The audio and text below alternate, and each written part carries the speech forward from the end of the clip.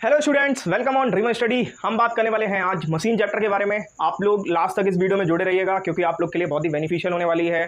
हम इस वीडियो में ट्राई करेंगे आपका मैक्स से मैक्स आपका मशीन चैप्टर खत्म हो जाए, बट वन शॉट हो सकता है ना हो पाए, तो आप लोग नेक्स्ट वीडियो में आप लोग को पार्ट 2 मिल जाएगा। तो चलिए शुरू करते हैं। पहले हम लोग जान लेते हैं कुछ फॉर्मुलेज हमारे, उन फॉर्मुलेज के बारे में हम जान लेते हैं। उसके बाद हम बात करने वाले हैं यहाँ पर कुछ क्वेश्चंस के बारे में और कुछ कॉन्सेप्ट्स के बारे में। तो चलिए शुरू करते हैं और लास्ट तक देखिएगा, आपके लिए बेनिफिशियल होने वाला है बहुत ज़्यादा। और मैं एक बात और भी बोल रहा हूँ, अगर आपने मेरे से पूरा फिजिक्स पढ़ लिया, पूरा जो है जितना भी चैप्टर्स हैं आपके आईसीएसई वालों, ठीक है, तो आपको हमें लगता है कि आप 80 आउट ऑफ 80 डेफिनेटली स्कोर करेंगे, क्योंकि मैं आपको क्वेश्चन ज़्यादा डिस्कस कराने पे जोर दूंगा इसके बाद, जैसे ही एक बार सिलेबस कंप्लीट हो जाता है। तो ज़्यादा से ज़्यादा आप लोग शेयर करें, जिससे कि मेरे को लगे, मोटिवेशन आए कि भाई मैं आपके लिए वीडियो बनाऊँ आगे के लिए, है ना। और बस यही है। चलिए शुरू करते हैं यहाँ पर। तो सपोज यहाँ पर देखते हैं, मैकेनिकल एडवांटेज का फॉर्मूला होता है लोड अपॉन एफर्ट। सबसे पहले हम एक वर्ड हम आपसे बोलने वाले हैं, थोड़ा सा अपना भी दिमाग लगाइएगा आप लोग, कि एडवांटेज का मतलब होता है फ़ायदा, ठीक है। एडवांटेज ले लेना, एडवांटेज। मैकेनिकल मतलब कोई मशीन के द्वारा कोई एडवांटेज ले लेना, क्लियर।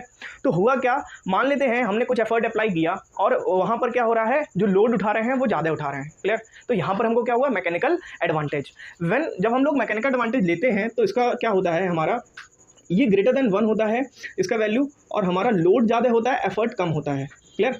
कभी कभार हमारा एफर्ट अगर ज़्यादा है और लोड अगर कम हो रखा है, तो इसका मतलब क्या है, इसका मतलब है कि हमको मैकेनिकल एडवांटेज लेस देन 1 हो रहा है। और कभी कभार हमारा mechanical advantage is equal to 1 होता है, it means effort is equal to load. इसको हम और भी डिटेल में आगे डिस्कस करेंगे, बट फिलहाल के लिए इतना समझिए कि मैकेनिकल एडवांटेज मशीन में हमको होता ही होता है चीज़ों में, क्योंकि हम जब एफर्ट कम अप्लाई कर रहे होते हैं, हमको लोड ज़्यादा उठाने में हेल्प होती है। तो हमारा यहाँ पर क्या हो रहा है, एडवांटेज हो रहा है, मैकेनिकल एडवांटेज हो रहा है, क्लियर। चलिए शुरू करते हैं। तो यहाँ पर मैकेनिकल एडवांटेज का फॉर्मूला है load upon effort, and the next one formula is effort arm upon load arm, clear. And the third formula is velocity ratio. Velocity ratio का फॉर्मूला हो गया जिसको हम लोग वीआर भी बोलते हैं, क्लियर। तो यहाँ पर ये हो जाएगा V upon VL, and the next formula of velocity ratio is DE upon DL। अब वेलोसिटी ऑफ एफर्ट का अगर हम बात करें तो वेलोसिटी ऑफ एफर्ट, अभी अगर आप एफर्ट वर्ड को हटा दीजिए तो यहाँ पर वेलोसिटी सभी लोग जानते होंगे, displacement upon time, the rate of change of displacement is called velocity, ये सभी को पता हो। यहाँ पर अगर हम बात करें तो हमारा यहाँ पर क्या आ जाएगा, डिस्प्लेसमेंट अपॉन टाइम। अब डिस्प्लेसमेंट किसकी द्वारा हो रहा है, एफर्ट के द्वारा डिस्प्लेसमेंट हो रहा है, क्लियर। हमने इस पर लगाया तो ये डिस्प्लेस करके हमारा ये क्या, एफर्ट, तो डिस्प्लेसमेंट ऑफ एफर्ट हो जाएगा यहाँ पर, और अपॉन में टाइम हो जाएगा, क्लियर। अब अगर हम बात करें वेलोसिटी ऑफ लोड, तो डिस्प्लेसमेंट ऑफ लोड अपॉन में टाइम हो जाएगा। इतना क्लियर है। चलिए अब हम बात करने वाले हैं यहाँ पर वर्क आउटपुट और वर्क इनपुट के बारे में। अगर हम वर्क आउटपुट और वर्क इनपुट के बारे में बात करें तो यहाँ पर आप लोग को एक चीज़ क्लियर होनी चाहिए, वर्क इनपुट जो हमने मशीन पर वर्क किया है, वर्क आउटपुट जो मशीन ने वर्क किया है, किसके ऊपर, लोड के ऊपर। चलिए देखते हैं यहाँ पर, work done on load by machine, clear. अब जो मशीन लोड को उठाने में जो मशीन वर्क कर रही है उसको क्या बोलेंगे, वर्क आउटपुट। आउटपुट जो निकल करके आ रहा है, इनपुट मतलब जो हमने मशीन पर एफर्ट लगाए हैं वो क्या होगा, इनपुट होगा। इतना बात क्लियर हो गई होगी आपको, है ना। बाकी आपको हम आगे और भी बताएंगे तो आप लोग को और भी क्लियर होता जाएगा। अब इफिशियंसी की अगर हम बात करें तो इफिशियंसी क्या है, जैसे अगर मान लीजिए हमने यहाँ पर इनपुट कुछ हमने इनपुट किया है ना, वर्क कुछ इनपुट किया, 100 का इनपुट किया, 100 जूल का वर्क इनपुट किया, जो आउटपुट होकर के आया वो आया 80 जूल, है ना। तो यहाँ पर जो हमारी इफिशियंसी निकल करके आ जाएगी वो हमारी इफिशियंसी परसेंटेज के फॉर्म में निकल करके आएगी। जब आगे क्लियर करेंगे तो और भी अच्छे से बता देंगे। चलिए वर्क इनपुट का यहाँ पर आपको पता होगा, वर्क जो होता है वो क्या होता है, force into displacement, clear. Force into displacement होता है। अब इनपुट की बात कर रही है तो यहाँ पर इनपुट का जब बात कर रहा है ये, तो इसका मतलब क्या है, यहाँ पर जो फोर्स होगा वो क्या होगा, एफर्ट, और यहाँ पर जो डिस्प्लेसमेंट होगा वो किसके द्वारा हो रहा है, डिस्प्लेसमेंट, एफर्ट के द्वारा डिस्प्लेसमेंट हो रहा है। तो हमारा क्या हो जाएगा, एफर्ट इंटू डिस्प्लेसमेंट। फोर्स की जगह पर एफर्ट आ रहा है यहाँ पर, और डिस्प्लेसमेंट की जगह पर DE निकल करके आ रहा है। इतना क्लियर हुआ होगा आप लोग को। आगे बढ़ते हैं, नेक्स्ट फॉर्मूला इसी का है वर्क आउटपुट। अब आउटपुट क्या हो रहा है, जो मशीन ने लोड पर वर्क किया, तो यहाँ पर फोर्स जो लग रहा है वो किस पर लग रहा है, लोड पर लग रहा है। मतलब लोड क्या होगा, लोड फोर्स की तरह वर्क करेगा, क्लियर, समझिएगा, क्योंकि आपके न्यूमेरिकल्स में ये सब जो बातें हैं बहुत ज़्यादा काम आने वाली हैं। और यहाँ पर जो डिस्प्लेसमेंट हो रहा है वो किसके द्वारा हो रहा है, लोड के द्वारा हो रहा है। तो यहाँ पर ये क्या हो जाएगा, डिस्प्लेसमेंट इसका DL से डिनोट करेंगे। अब अगर हम एक और इफिशियंसी के फॉर्मूले की बात करें तो आगे ये डेरिवेशन में आने वाला ये फॉर्मूला, ठीक है। तो आप लोग देख लीजिए यहाँ पर, जैसे कि एटा इज इक्वल टू, इसको इफिशियंसी को एटा बोलते हैं, एटा, ETA, एटा, क्लियर। तो यहाँ पर जैसे work output upon work input है, तो यहाँ पर मल्टीप्लाई बाय 100 कर देते हैं तो ये एफिशिएंसी निकल आएगी। तो वर्क आउटपुट का वैल्यू क्या निकला था, देखिए जरा, वर्क आउटपुट का वैल्यू क्या निकलेगा, लोड इंटू DL। तो यहाँ पर क्या हो जाएगा, DL अपॉन इंटू L और DE इंटू E। तो यहाँ पर देखिए जरा, कुछ भी नहीं है, इसी फॉर्मूले का है, बस बाकी कुछ भी नहीं है, मल्टीप्लाई बाय 100, तो ये एफिशिएंसी हो गई। क्लियर हो गया। अभी हम बात करने वाले हैं एक और इफिशिएंसी के फंक्शन के बारे में। तो इफिशिएंसी का क्या होता है, mechanical advantage upon velocity ratio. तो एक और फॉर्मूला हो गया हमारा mechanical advantage upon velocity ratio.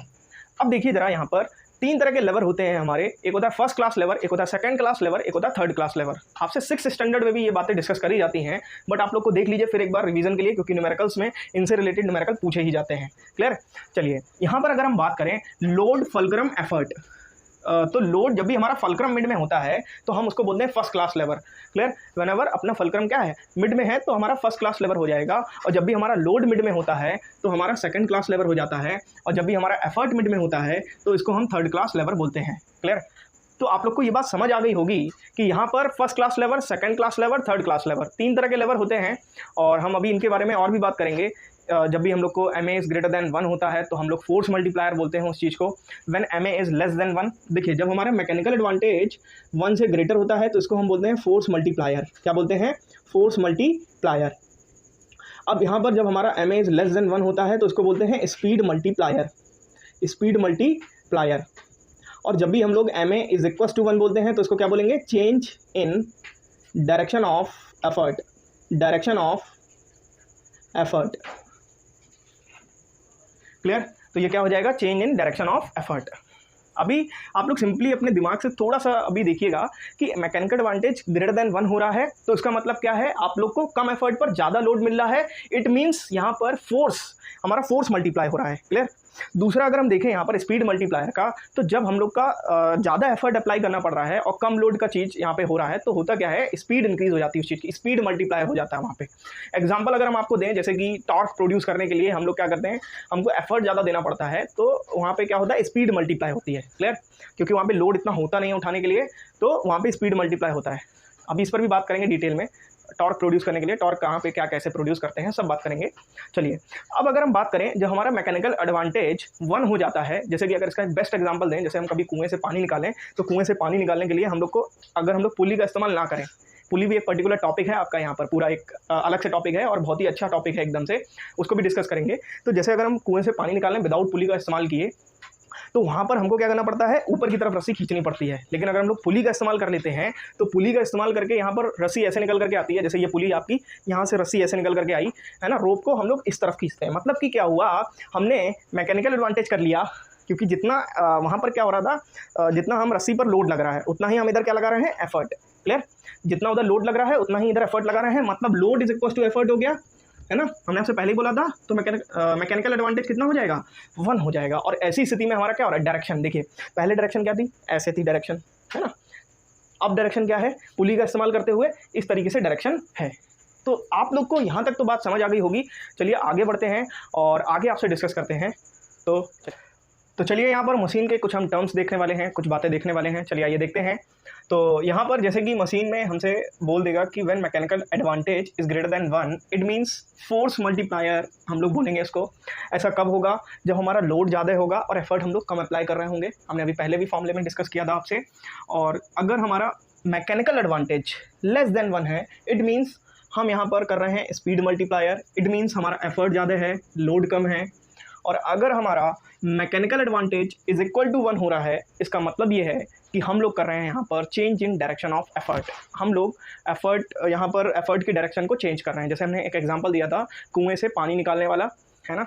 तो उसमें क्या कर रहे थे हम लोग, ऐसे डायरेक्टली अगर पुली का इस्तेमाल नहीं करते तो हम लोग को ऐसे ऐसे खींचना पड़ता है, ठीक है। ऐसे ऐसे खींच रहे हैं, मतलब ऊपर की तरफ खींच रहे हैं। बट अगर हम पुली का इस्तेमाल कर रहे हैं तो हम लोग इस तरीके से खींच रहे हैं। क्लियर। तो जितना लोड हम लोग निकाल रहे हैं उतना ही हमको एफर्ट अप्लाई करना पड़ रहा है नीचे की तरफ। तो यहाँ पर ये हो जाता है mechanical advantage is equal to 1, जितना लोड उतना एफर्ट। चलिए अब कुछ रिलेटेड टर्म है, जरा देख लेते हैं। यहाँ पर लोड को हम लोग क्या बोलते हैं, the resistive force to be overcome by machine is called load, है ना। एक रेजिस्टिव फोर्स जिसे मशीन ओवरकम कर रही है उसको हम लोग बोलते हैं लोड। एफर्ट क्या होता है, the force applied by machine, ठीक है, the force applied on machine, ठीक है, on machine to be overcome the load is called effort. यहाँ पर जो हम लोग मशीन पर जो फोर्स लगा रहे होते हैं उसको हम लोग क्या बोलते हैं, एफर्ट बोलते हैं। अब हम बात करने वाले हैं मैकेनिकल एडवांटेज के बारे में। तो मैकेनिकल एडवांटेज क्या होता है, the ratio of the load the ratio of the load and effort is called mechanical advantage of machine, it has no unit. क्यों होंगी यूनिट, क्यों नहीं होंगी इसकी? क्योंकि लोड का भी यूनिट मान लेते हैं न्यूटन है और एफर्ट का भी यूनिट मान लेते हैं न्यूटन है, तो कैंसिल आउट हो जाएंगे इनकी यूनिट्स, तो यहाँ पर कोई यूनिट नहीं आएगी, मतलब नो यूनिट हो जाएगा इसका। क्लियर? चलिए अब वेलोसिटी रेशियो देख लेते हैं, क्या होता है वेलोसिटी रेशियो, इसकी डेफिनेशन क्या है, किस तरीके से।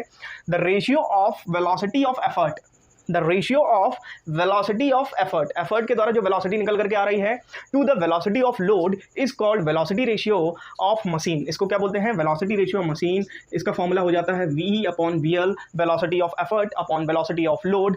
और अगर हम वेलोसिटी, हमारा जो वेलोसिटी का फॉर्मूला होता है वो होता है डिस्प्लेसमेंट अपॉन टाइम।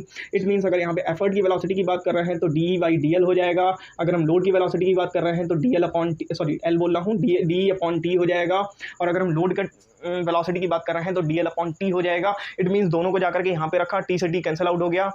तो यहाँ पर वेलोसिटी रेशियो का एक और फॉर्मूला आया है जिसको हमने बोला है डी अपॉन डी एल, है ना। कई बार इस पर भी एप्लीकेशन पर बेस्ड क्वेश्चन पूछ लिया जाता है। अच्छा, होता क्या है, जब हमारा वेलोसिटी रेशियो लेस देन 1 होता है तब हमारी गेन इन स्पीड होती है, मतलब स्पीड मल्टीप्लायर होता है। ऐसी कंडीशन में हमारा लोड जो है ज़्यादा होगा। अब यहाँ पर अगर लोड की वैल्यू ज़्यादा होगी तो यहाँ पर ये लेस देन 1 निकल करके आएगा, किससे? एफर्ट से ज़्यादा होगी, और एफर्ट की वैल्यू हमारी डिस्प्लेसमेंट ऑफ एफर्ट की वैल्यू क्या होगी? कम होगी। क्लियर? अब हम अगर बात करें यहाँ पर velocity ratio is greater than 1, it means is a force multiplier. तो यहाँ पर हमारा देखा जाए तो हमारा जो लोड का जो है डिस्प्लेसमेंट ऑफ लोड जो है डिस्प्लेसमेंट हो रहा है लोड के थ्रू वो कम होगा, और यहाँ पर जो एफर्ट के थ्रू जो डिस्प्लेसमेंट हो रहा है वो ज़्यादा होगा। क्लियर हुआ? और तीसरा है हमारा velocity ratio is equal to 1, इसका मतलब ये है change the direction of effort. यहाँ पर डायरेक्शन ऑफ एफर्ट जो है वो क्या हो रही है? चेंज हो रही है, और यह यहाँ पर निकल करके आएगा D is equal to D L. Clear? इतना आपको क्लियर हो गया होगा। चलिए आगे बात करते हैं यहाँ पर। तो अब हम यहाँ पर बात करने वाले हैं कुछ और टर्म्स के बारे में। चलिए देखते हैं, जैसे वर्क इनपुट। तो वर्क इनपुट क्या हो जाएगा, आप लोग देखिएगा। इनपुट मतलब हमने जो इनपुट किया है, इनपुट मतलब जो हमने एफर्ट लगाया है। क्लियर? तो यहाँ पर हो जाएगा एफर्ट, और क्या हो जाएगा? डिस्प्लेसमेंट, जो भी एफर्ट के द्वारा जो भी डिस्प्लेसमेंट हो रहा है, तो D multiple E, so that is a work input हो जाएगा। वर्क आउटपुट की बात करें, जो भी हमारा आउटपुट मशीन जो भी हमारा लोड पर एफर्ट लगा रही है, लोड पर जो भी मशीन जो वर्क कर रही है ना, और जितना वो डिस्प्लेस कर रहा है। क्लियर? तो D L multiple L. Clear हो गया होगा ये टर्म। आगे बढ़ते हैं, यहाँ पर न्यूमेरिकल्स में और बात क्लियर हो जाएगी। इफिशिएंसी की अगर हम बात करें तो इफिशिएंसी का फॉर्मूला हमने पहले भी बताया था। इफिशिएंसी होता है work output upon work input into 100 multiply by 100, so that is the formula of efficiency. और कुछ न्यूमेरिकल्स जब हम लोग करेंगे तो और बात क्लियर होगी।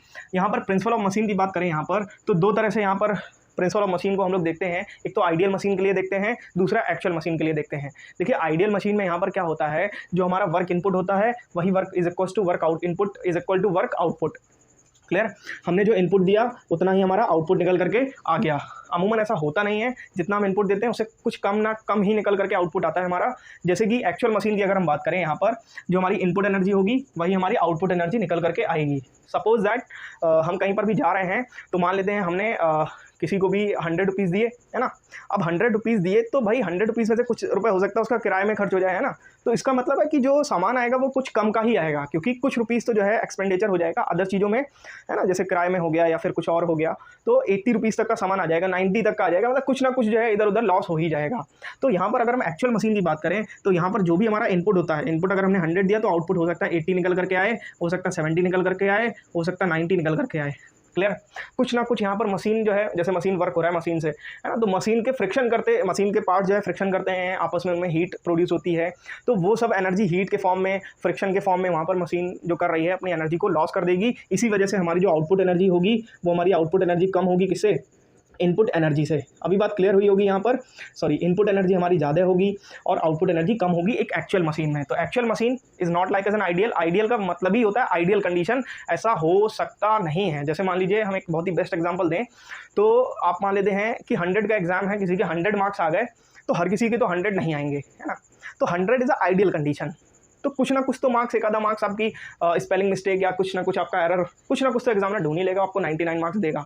मतलब कि अगर आप एक्चुअल में देखेंगे तो आप 99 अगर स्कोर कर रहे हैं तो इट मीन्स वो कंडीशन आइडियल नहीं है, वो एक्चुअल कंडीशन है। आइडियल कंडीशन क्या है? जितना आपका एग्जाम हो उतने ही आपके एग्जैक्ट मार्क्स आ जाए, तो that is an ideal condition. Ideal condition means समझ गए होंगे आप लोग, आइडियल का मतलब कि जितना इनपुट दें उतना ही आउटपुट निकल करके आ जाए। चलिए आइए देखते हैं relation between efficiency, mechanical advantage and velocity ratio. तो यहाँ पर सबसे पहले अगर हम बात करें इफिशिएंसी का जो होता है वो होता है work output upon work input. ये होता है वर्क इनपुट, और इफिशियंसी यहाँ पर अगर परसेंटेज में निकालनी हो तो मल्टीप्लाई बाय 100 हो जाती है, क्लियर। बट हमको उसमें निकालनी नहीं है तो हमें कोई इससे मतलब नहीं है। अब एक बात बताएं आप लोग, वर्क आउटपुट की जगह हम लोग क्या लिख सकते हैं, हम लोग लिख सकते हैं DL मल्टीपल L, क्लियर। तो यहाँ पे लिख दिया DL मल्टीपल L। DL क्या है, डिस्प्लेसमेंट थ्रू, जो हमारा लोड जो डिस्प्लेस कर रहा है वो हमारा DL है, और जो हमारा ये क्या है, L है, लोड, क्लियर। अगर हम इनपुट की बात करें तो DE मल्टीपल E हो जाएगा यहाँ पर।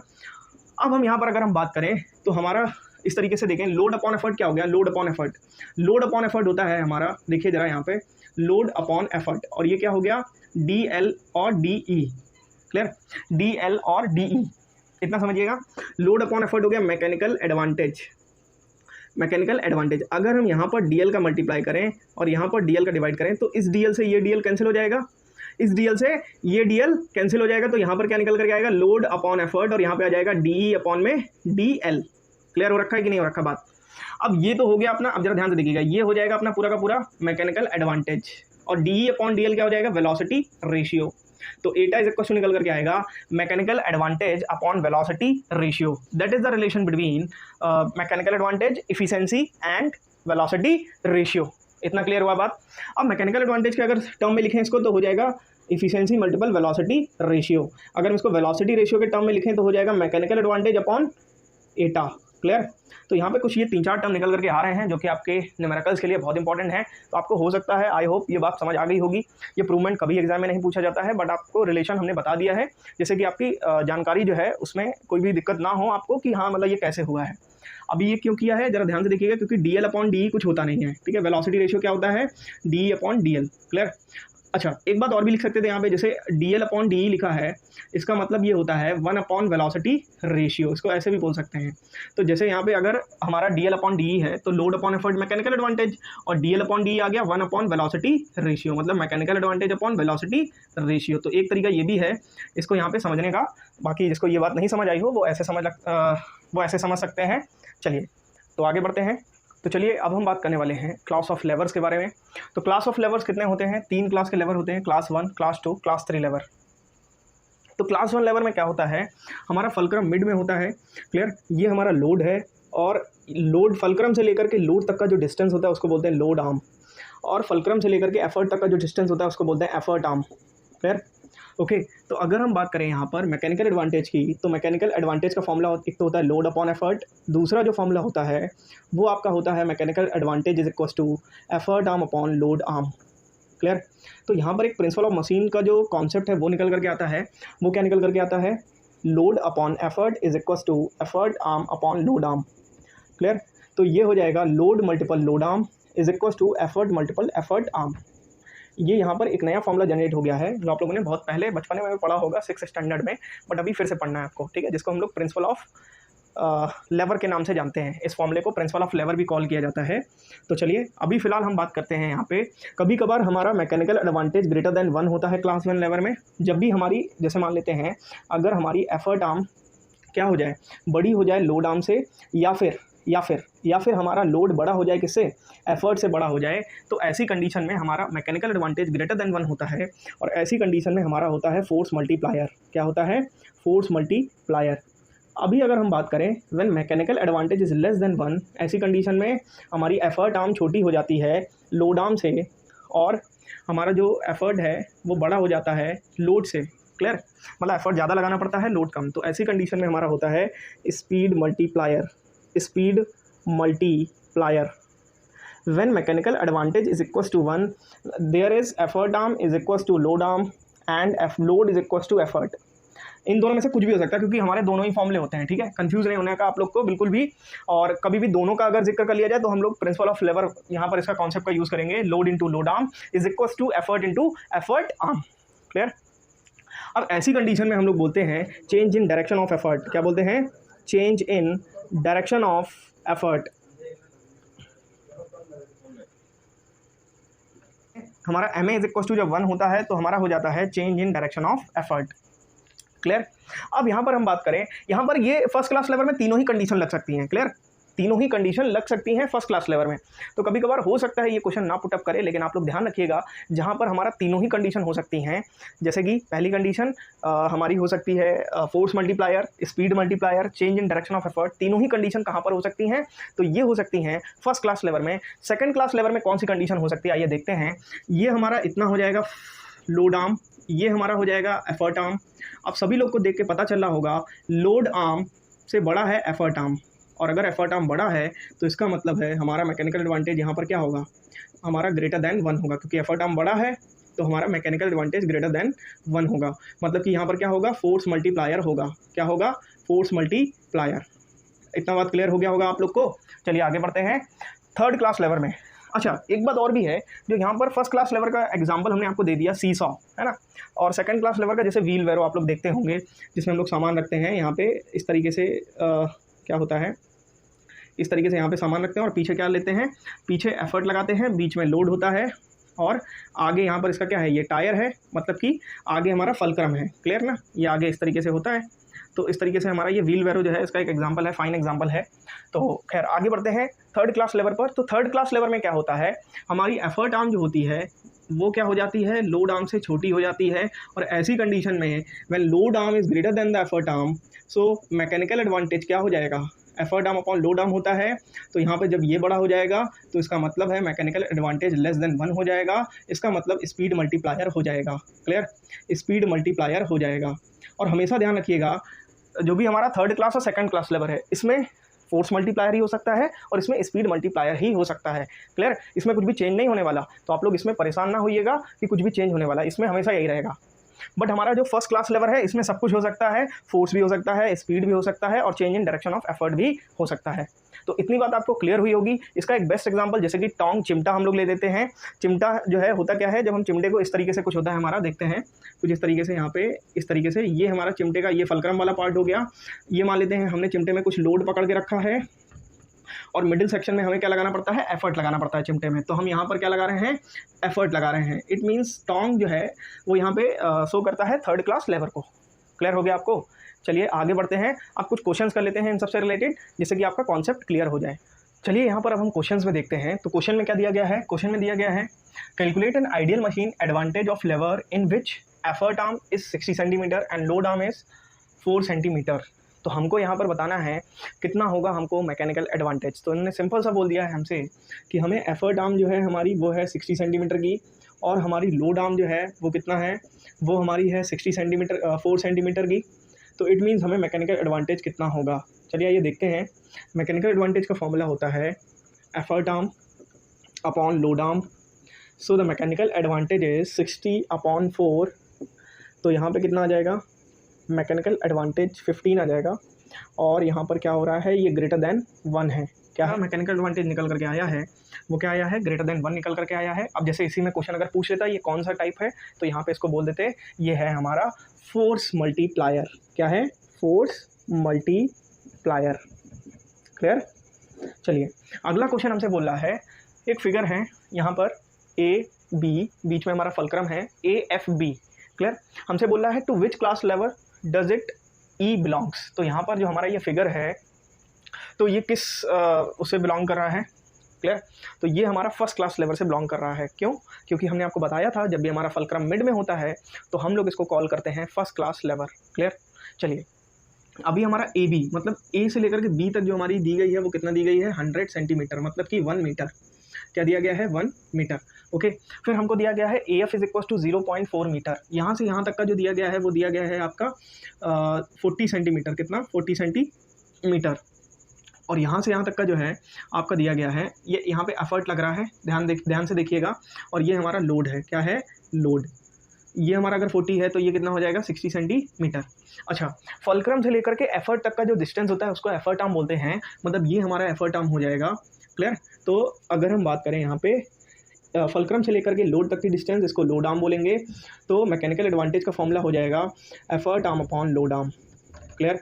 चलिए effort arm upon load arm आ गया है, इतना आ गया है। चलिए आकर के वैल्यू रखते हैं। एफर्ट आर्म की वैल्यू है 60 सेंटीमीटर और लोड आर्म की वैल्यू है 40 सेंटीमीटर। कट करेंगे तो यहाँ पर निकल करके आएगा आपका 1.5। मैकेनिकल एडवांटेज आपका निकल करके आया है 1.5। क्लियर। अच्छा, अब हमसे बोल रहा है हमको एफर्ट बताओ, एफर्ट का वैल्यू कितना होगा, है ना? ये हमसे पूछा गया है, तो बहुत ही ईज़िली हम लोग एफर्ट का वैल्यू बता पाएँगे बिकॉज़ ऑफ हमको लोड का वैल्यू यहाँ पर गिवन है क्या? आई थिंक लोड का वैल्यू गिवन होना, यहाँ पर लोड का वैल्यू गिवन है 15 केजीएफ, क्लियर? तो लोड का वैल्यू 15 केजीएफ है। अब हमसे बोल रहा है एफर्ट का वैल्यू हमारा कितना होगा, यहाँ पर तीसरे क्वेश्चन में बोल रहा है calculate the value of effort. तो बहुत बात करें mechanical advantage is equals to load upon effort की, तो यहाँ पर हमारा हमें निकालना है क्या, एफर्ट निकालना है। तो एफर्ट इज इक्वल्स टू क्या हो जाएगा, load upon mechanical advantage, clear? तो अगर हम देखें यहाँ पे लोड हमारा कितना है, लोड हमारा दिया गया है 15 KGF and mechanical advantage is 1.5, point हटाया 0 इंक्रीज हुआ, यहाँ से यहाँ कट किया तो आ गया 10 केजीएफ, क्लियर? कितना आया, 10 केजीएफ आपका निकल करके आ गया है। तो यहाँ पर आई थिंक ये सी पार्ट है हम लोग का, आपको समझ आ गया होगा, तो यहाँ तक आपको क्लियर हो गया होगा। तो चलिए अभी और भी क्वेश्चन ऐसे डिस्कस करते हैं, चलिए यहाँ पर इस क्वेश्चन में हम बात करने वाले हैं। यहाँ पर देखते हैं क्वेश्चन क्या बोला है और क्वेश्चन ने क्या क्या हमसे पूछा है। चलिए देखते हैं। सबसे पहले यहाँ पर क्वेश्चन में एक फिगर दिया गया है और फिगर में ये फलक्रम यहाँ पर फिक्स्ड है और इसका ये जो एफर्ट लग रहा है यहाँ से लग रहा है, एफर्ट इस डायरेक्शन में, ये लोड है, क्लियर? तो यहाँ पर क्वेश्चन ने पूछा है state the principle of movement as applied to the above lever. तो प्रिंसिपल ऑफ मूवमेंट इन्होंने पूछा है, तो आप लोगों ने प्रिंसिपल ऑफ लेवर तो पढ़ा ही होगा। प्रिंसिपल ऑफ लेवर क्या होता है, चलिए देखते हैं। तो पहले क्वेश्चन का आंसर देखिएगा किस तरीके से हम लोग निकालेंगे। प्रिंसिपल ऑफ लेवर होता है हमारा, प्रिंसिपल ऑफ लेवर होता है वो होता है load into load arm is equals to effort into effort arm. तो यहाँ पे इसी को हम लोग कॉल करेंगे क्या, प्रिंसिपल ऑफ मूवमेंट, है ना? तो प्रिंसिपल ऑफ मूवमेंट, लोड क्या है भाई, यहाँ पे लोड हमारा ये हो गया है, लोड एल हो गया है और लोड आर्म हो गई है एफ बी, क्या हो गई है, एफ बी, क्लियर? अब एफर्ट की अगर हम बात करें तो हमारा एफर्ट ई हो गया है और एफर्ट आर्म क्या हो जाएगी, एफ ए। तो हमारा यहाँ पर जो पहले का आंसर निकल करके आएगा वो आएगा load into F B is equal to effort into F A, clear? दूसरा हमसे पूछ रहा है ये किस क्लास का लेवर है। तो आप लोग को पता होना चाहिए लेवर के बारे में कि जब भी हमारा एफर्ट जो है वो मिड में आएगा, एफर्ट जब भी मिड में आएगा इट मीन्स हमारा कौन से क्लास का लेवर होगा, वो हमारा होगा थर्ड क्लास लेवर का, ठीक है? थर्ड क्लास लेवर होगा। और हमसे बोल रहा है इसके कुछ एग्जाम्पल भी दे दो। तो थर्ड क्लास लेवर का एक बेस्ट एग्जाम्पल है टोंग, हमारा जो है वो बेस्ट एग्जाम्पल है थर्ड क्लास लेवर का। अब हमसे बोला है तीसरे क्वेश्चन में पूछ रहा है calculate the mechanical advantage, calculate the mechanical advantage and minimum effort required to lift the load.